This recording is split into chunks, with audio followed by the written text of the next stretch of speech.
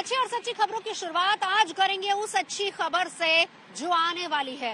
वो good news जिसका इंतजार पूरा देश कर रहा है।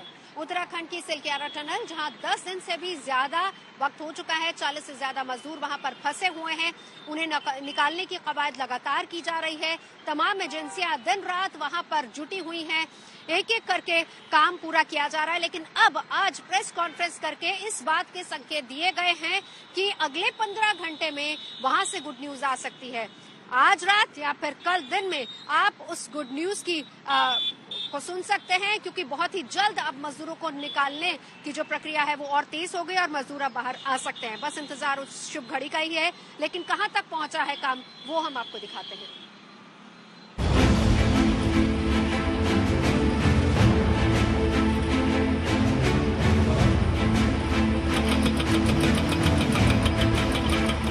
उम्मीद करते हैं कि देर रात्रि तक या कल सवेरे सवेरे कुछ अच्छी खबर हम सबको मिले। जिस खबर को सुनने के लिए टनल में फंसे 41 मजदूरों के घर वाले बड़ी ही बेसब्री से इंतजार कर रहे हैं, वो खबर रेस्क्यू ऑपरेशन के 11वें दिन इस प्रेस कॉन्फ्रेंस ने दी। आला अफसरों की ये प्रेस कॉन्फ्रेंस ऐसे वक्त की गई जब सुरंग में फंसे मजदूरों और उनके घर वालों के लिए एक एक पल काटना मुश्किल हो रहा है। लेकिन राहत की बात यह है कि बीते कुछ घंटों के भीतर एक के बाद एक कई गुड न्यूज सिलक्यारा टनल से सामने आई है। पहले खाने के लिए पाइप पहुंचाने में रेस्क्यू टीम को सफलता मिली। फिर मजदूरों का पहली बार वीडियो सामने आया और अब अमेरिकी ऑगर मशीन भी पूरी रफ्तार से मलबे को भेदकर पाइप को अंदर पहुंचा रही है, जिसके आधार पर ही सड़क परिवहन और राजमार्ग मंत्रालय के अपर सचिव ये उम्मीद जता रहे हैं कि अगले कुछ घंटों के भीतर ही 41 मजदूरों को बचाने का रेस्क्यू ऑपरेशन पूरा हो सकता है।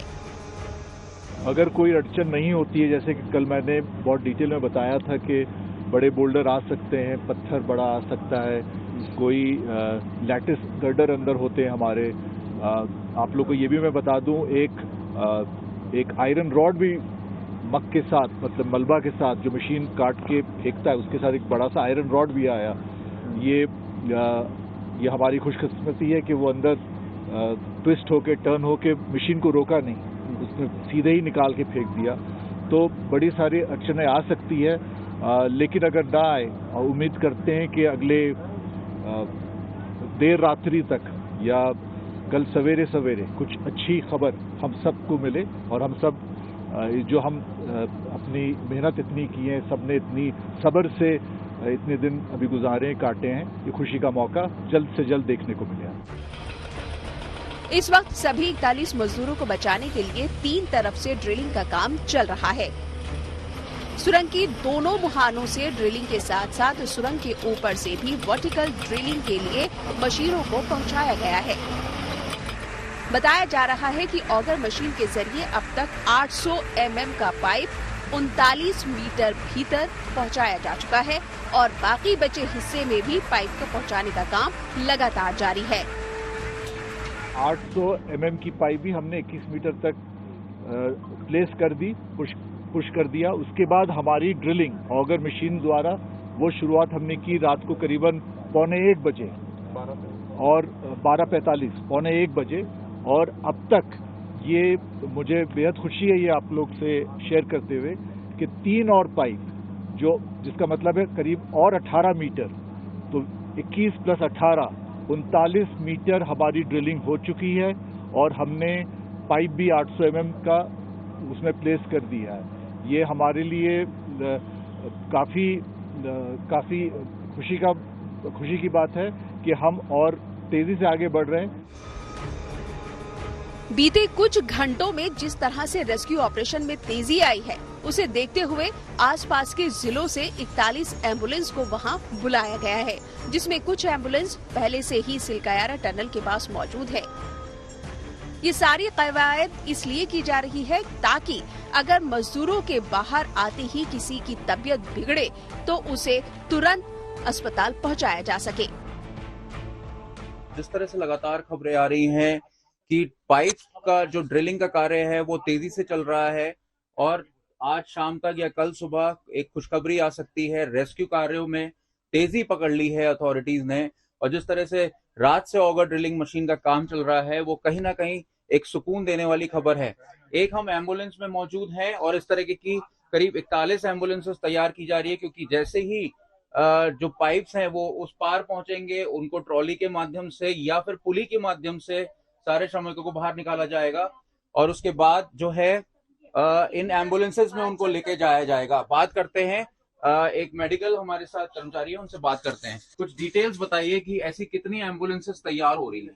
इनके लिए सर हमारी जो एम्बुलेंस है फिलहाल के लिए यहाँ पर 3-4 गाड़ियाँ उपलब्ध है और जो है 40 गाड़ियों की डिमांड यहाँ पर रखी गई है। और इसके साथ साथ जो है हमारी गाड़ियों में जितनी भी सर इनके लिए सुविधाएं जो प्रोवाइड कर दी जाती है, तो सारी सुविधाएं जो है हमारे पास जो है अवेलेबल है यहाँ पर। उत्तरकाशी की इस निर्माणाधीन सुरंग में 12 तारीख से 41 मजदूर फंसे हुए हैं, जिन्हें निकालने के लिए देश की टॉप एजेंसियां और विदेशी एक्सपर्ट पूरी ताकत से जुटे हुए हैं। इनकी कोशिश यही है कि सभी मजदूरों को सही सलामत बाहर निकाल लिया जाए। ऐसे में ये रेस्क्यू टीम अब तक मिले परिणामों से उत्साहित है और उम्मीद की जा रही है कि 15 घंटे के भीतर खुशखबरी मिल सकती है। उत्तरकाशी से अंकित शर्मा, आशुतोष मिश्रा और अमित भारद्वाज के साथ bureau report, good news today.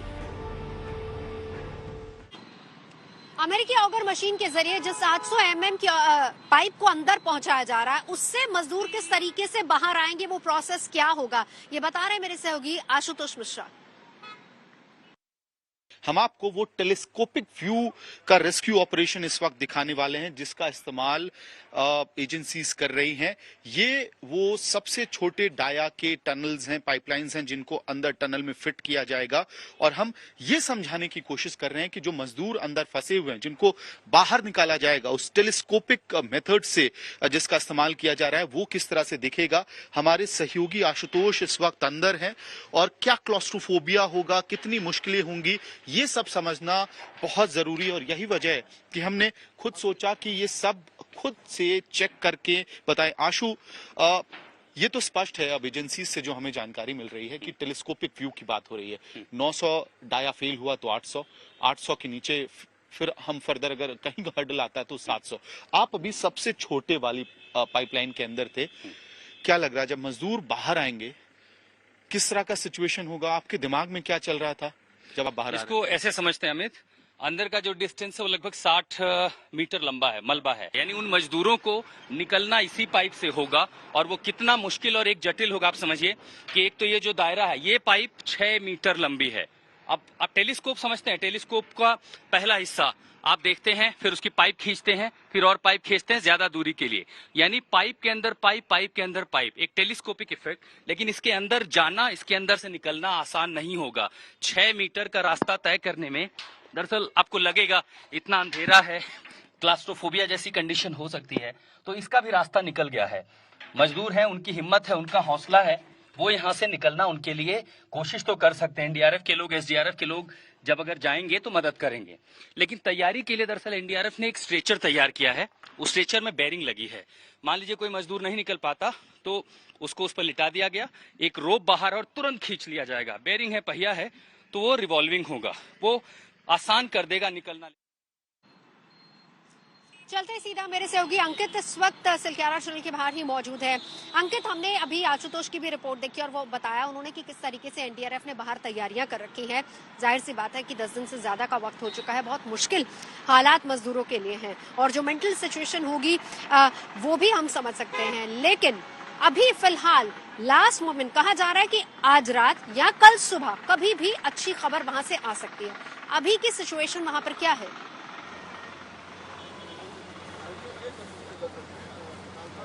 लेकिन अब काउंटडाउन शुरू हो चुका है और लगातार अथॉरिटीज जो है वो लास्ट मोमेंट का वेट कर रही हैं, कब वो पल आएगा जब पाइप थ्रू होंगे और वर्कर्स को निकाला जाएगा।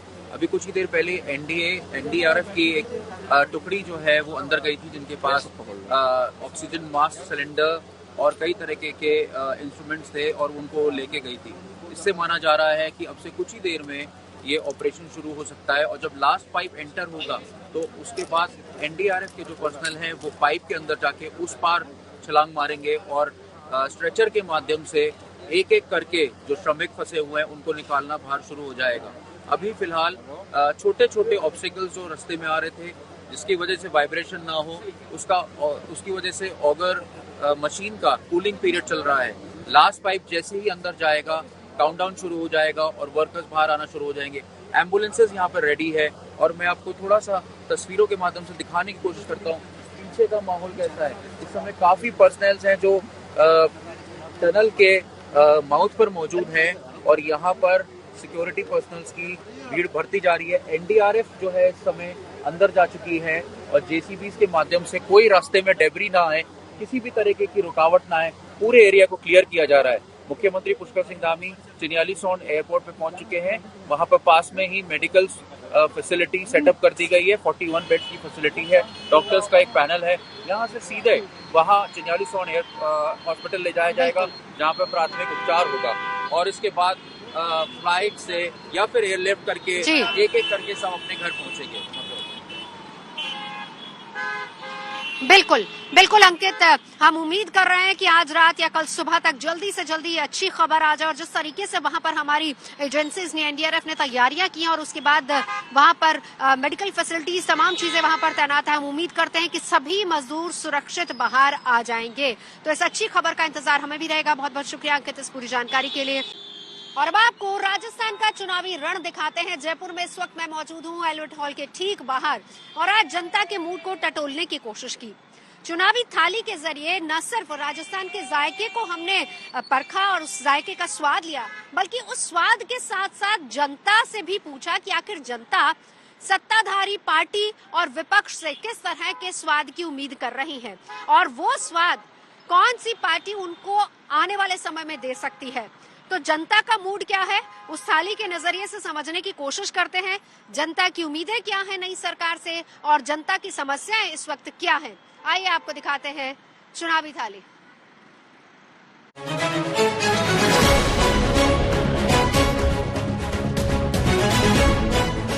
चुनावी थाली का हम जिक्र करेंगे। देखिए थाली खाली है, मतलब ये जनता है और जनता की उम्मीदें क्या क्या हैं और सरकार से क्या उम्मीदें हैं वो मैं आपको बताऊंगी। महावीर रबड़ी भंडार और यहाँ पर बहुत फेमस ये शॉप है, 150 साल पुरानी ये दुकान है और आज हम चुनावों से कहीं ना कहीं इसको रिलेट करेंगे। चौथी पीढ़ी इनकी हमारे साथ है। कैसे आप? बढ़िया बढ़िया। चुनावी माहौल कैसा लग रहा है? बढ़िया। कल मोदी में माहौल था ही, आपने देखा ही। कल तो देखिए जनता की थाली तो अभी खाली है ना। बिल्कुल बिल्कुल। तो क्या क्या उम्मीदें भरेंगे तो मैं आप ही से जानती हूँ। देखो जनता की उम्मीदें तो वैसे कोई नहीं भर सकता, चाहे कांग्रेस हो बीजेपी हो। पर ये जो आम बातें हैं, एक स्वच्छता हो गया या महिला सुरक्षा हो गई, महिलाओं के एजुकेशन हो गई, ये जो नॉर्मल मुद्दे हैं ये पूरे हो जाए यही बहुत है। यही बहुत है। ये थाली बिल्कुल अधूरी है क्योंकि आप राजस्थान आए और ये टेस्ट बहुत जरूरी है। बिल्कुल बिल्कुल।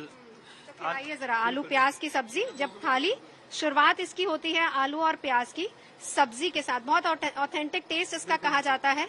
तो ये पहला मुद्दा है जनता का, जिसमें जनरल मुद्दे की हमने बात की कि भाई देखिए स्वच्छता साफ सफाई का मुद्दा। इसके अलावा दूसरी उम्मीद जनता की क्या भरेंगे? उम्मीद है जनता को सुरक्षा मुहैया कराना। सुरक्षा बहुत जरूरी है और सुरक्षा के तहत आप हमें कौन सी सब्जी खिला रहे हैं?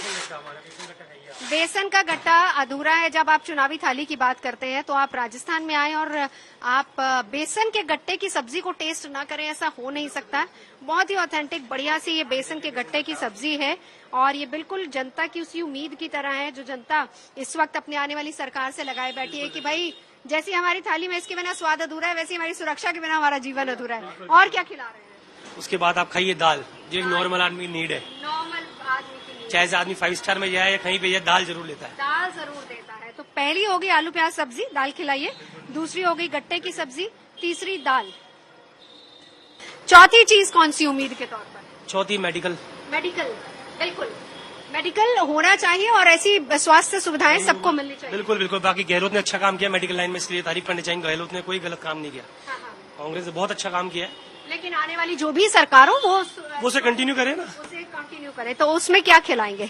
सेहत का स्वाद कौन सा है वो भी दीजिए जरा। मैं बूंदी रायता, सेहत का स्वाद बिना बूंदी रायता के भी थाली बिल्कुल अधूरी है। देखिए ये वो उम्मीदें हैं जनता की जो जनता इस वक्त अपनी सरकार से लगाई। सेहत का स्वाद, बूंदी रायता। उसके बाद बताइए।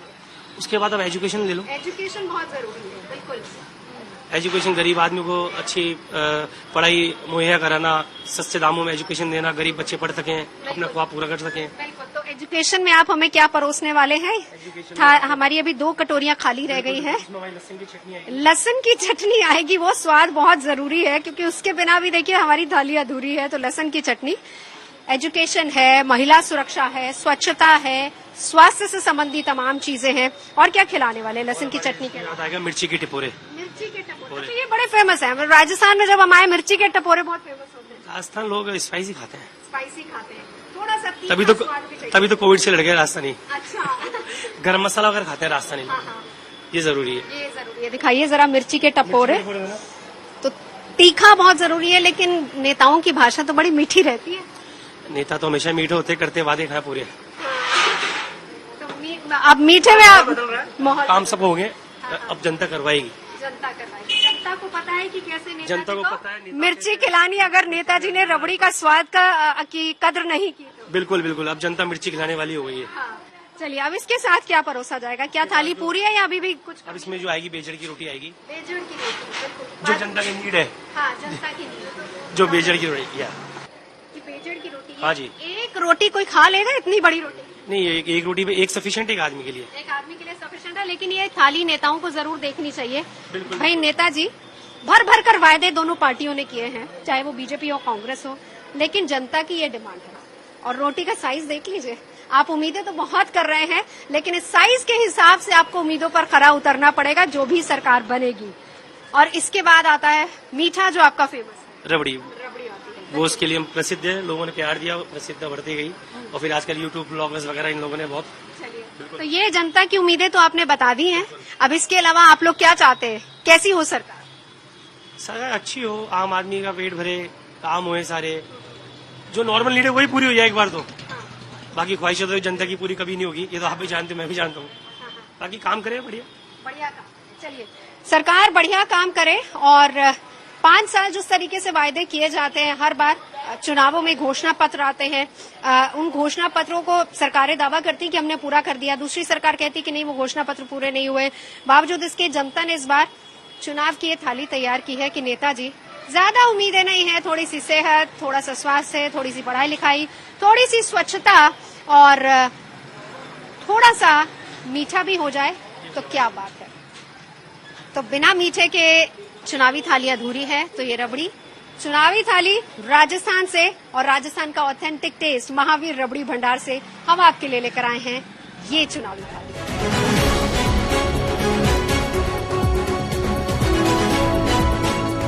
राजस्थान के चुनावी रंगों में एक रंग खाने का भी है। और अगर आप राजस्थान आए और 150 साल पुरानी महावीर रबड़ी भंडार पर ना आए तो भाई कहीं ना कहीं चुनाव अधूरे रह जाते हैं। अब चुनाव है, जाहिर सी बात है कि लोग दूर दूर से आते हैं यहाँ पर।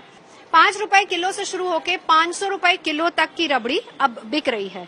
लेकिन ये बताइए, अब चुनावी माहौल है, तो चुनावी माहौल में जाहिर सी बात है कि आपके यहाँ पर टूरिस्ट या बाहर के लोग या फिर जो चुनावों में हिस्सा ले रहे हैं, हमारे जैसे पत्रकार बहुत ज्यादा आते होंगे, तो चर्चाएं क्या चलती है? क्या चर्चा चलती है?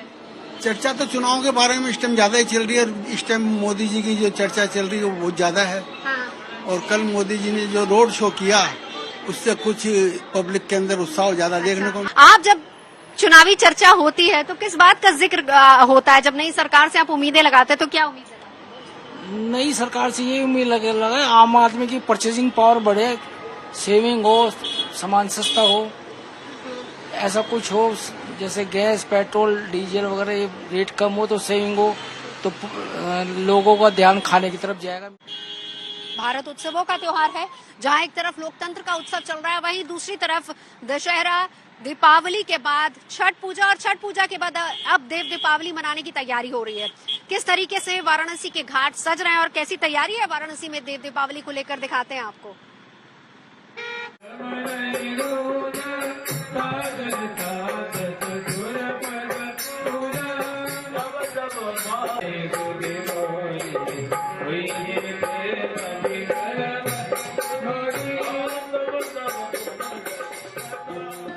काशी के पवित्र घाटों को चमकाया जा रहा है। कोई घाटों की साफ सफाई में जुटा है तो कोई रंग रोगन के काम को अंजाम दे रहा है।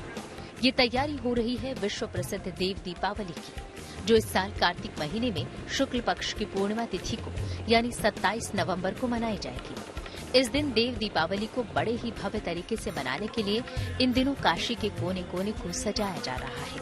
27 नवंबर के दिन काशी नगरी हर साल की तरह इस साल भी लाखों दियों से रोशन होने वाले हैं। इस दिन सूरज की ढलती किरणों के साथ काशी के तमाम घाट लाखों दियों से जगमग हो उठेंगे। धीरे धीरे स्थानीय स्तर से शुरू हुई यह लोक परंपरा राष्ट्रीय स्तर तक फैली और फिर अब अंतर्राष्ट्रीय रूप ले चुकी है। न केवल स्थानीय पर्यटक सैलानी आस्थावान आते हैं, घाटों पर उमड़ते हैं, बल्कि देश और विदेश से भी हजारों की संख्या में या यूं कहें लाखों की संख्या में श्रद्धालु पर्यटक यहाँ पर सिर्फ देव दीपावली का नज़ारा लेने आते हैं, जब अर्ध चंद्राकार घाट पूरी तरह से रोशनी से नहा उठते हैं और मानो ऐसा लगता है कि जो आसमान से रोशनी सीधे धरती पर उतर आई है। लिहाजा अब बहुत कम ही वक्त रह गया है, इसको लेकर तैयारियों का भी जो दौर है वो शुरू हो गया है। धार्मिक मान्यता के अनुसार देव दीपावली के दिन ही भगवान शिव ने त्रिपुरासुर नाम के राक्षस का वध किया था। इस खुशी में ही देवताओं ने दीप जलाकर जीत का जश्न मनाया था। यही वजह है कि हर साल कार्तिक पूर्णिमा तिथि पर देव दीपावली मनाई जाती है। ये देव दीपावली 3 दशक पहले तक केवल पंचगंगा घाट तक ही सीमित थी, मगर आगे चलकर 1985 में पंडित नारायण गुरु ने देव दीपावली के इस आयोजन को विस्तार दिया और अब काशी के 84 घाटों पर बड़े ही धूमधाम के साथ ये देव दीपावली मनाई जाती है। लगभग 3.5 दशकों से भी ज्यादा का वक्त इस पर्व को मनाते हुए बीत गया है। आखिर इस पर्व की शुरुआत कैसे हुई थी, इसको जानने के लिए इसकी नींव रखने वाले हमारे साथ मंगला गौरी महंत के मंदिर के महंत नारायण गुरु जी हैं, जिन्होंने इस की नींव रखी और ये लगभग 7 किलोमीटर के दायरे तक फैलकर आज एक महापर्व का रूप ले चुका है। जी, सबसे पहले जानेंगे कि इसकी शुरुआत कैसे हुई, इसकी नींव कैसे रखी आपने? त्रिपुरोत्सव देवलोक में देवता लोग मनाते थे। भगवान शंकर ने त्रिपुर नामक राक्षस का वध किया, देवता लोगों ने दीपक जलाया, देवलोक में वह कार्य होता था। लेकिन पृथ्वी लोक पर तीनों लोकों में न्यारी हमारी काशी नगरी, यहाँ क्यों न हो। इस उद्देश्य से 1985 में पान के दुकानों पर, चाय के दुकानों पर और मोहल्ले में हर जगह एक पत्रक दे देकर सबको बताया कि देव दीपावली क्या है। जयपुर के एल्बर्ट हॉल से आप देख रहे थे अच्छी और सच्ची खबर मेरे साथ। अभी के लिए बस इतना ही। देखते रहिए गुड न्यूज टुडे।